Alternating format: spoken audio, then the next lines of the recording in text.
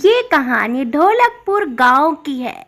इस गांव में दो पति पत्नी अपने दो बच्चों के साथ रहते थे। पति का नाम रामलाल था और बीवी का नाम गंगा था। ये बहुत गरीब था। इसका अपना खेत भी था, मगर ये अपनी सब्जियां बेचकर पैसे कमा लेता था। सब्जियां ले लो, सब्जियां ले लो, जो ना खाए वो पछताए। फिर एक आदमी सब्जी लेने आता है, इसकी बहुत तारीफें करता है। तुम्हारी सब्जियां तो बहुत ही अच्छी होती है, ताजी होती है। एक महिला आती है, हाँ भाई साहब, इनकी सब्जियां तो बहुत ही अच्छी होती हैं। उसके बाद ये अपने खेतों में फसल उगाता, सब्जियां बेचता, और एक दिन भूकंप आ जाता और पूरा गांव तबाह हो जाता। इन चारों की जान तो बच जाती, मगर इनका घर बर्बाद हो जाता। खाने पीने को बहुत दिक्कत होता। ये लोग बेघर हो चुके थे और चारों लंगे पांव जमीन पर चल रहे थे। चलते चलते एक बेटी बोलती है कि पापा, मेरे पैर में बहुत दिक्कत हो रही है, जलन हो रही है।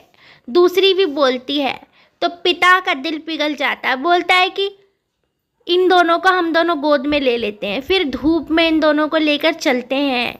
ये लोग पूरी तरीके से बर्बाद हो चुके थे।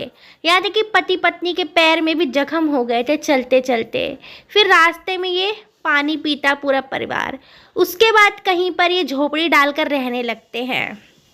ये पति बोलता है कि मुझे समझ नहीं आ रहा कि हम लोग कैसे दिन काटेंगे। तो पत्नी हौसला देती है, कहती है कि कोई बात नहीं, कम से कम हमारा अपना घर तो हो गया। ये दोनों पति पत्नी गरीबी से झुलस रहे थे, तो ये किसी घर पर नौकर का काम करने लगते हैं।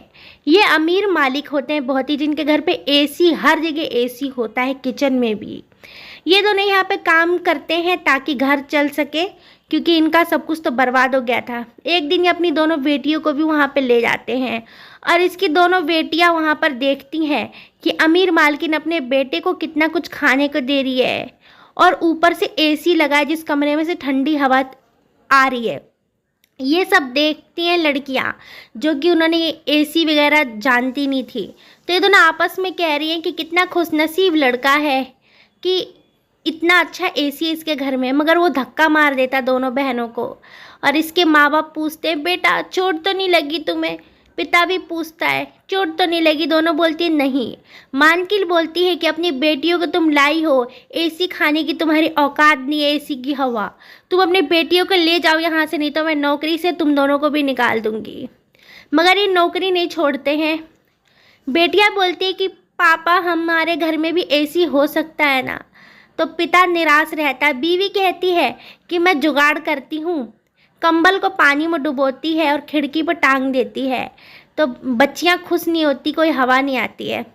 उसके बाद मालकिन को गुंडे उठा के ले जाते हैं, काम पर जब जाते हैं। ये रामलाल पीछा करता है, गुंडों को पकड़वाता है पुलिस से, और उसके बाद इसका पूरा परिवार मालकिन का माफ़ी मांगता है। ये कहती है, भाई साहब हमें माफ़ कर दो। और ये भी इसको बोलता है, मुझे माफ़ कर दो, मैंने तुम्हारे साथ गलत व्यवहार किया, बेटियों के साथ भी गलत व्यवहार किया। फिर इन्होंने अपने घर पर उसी पैसे से एसी लगवा लिया, मालिक ने पैसे दिए थे।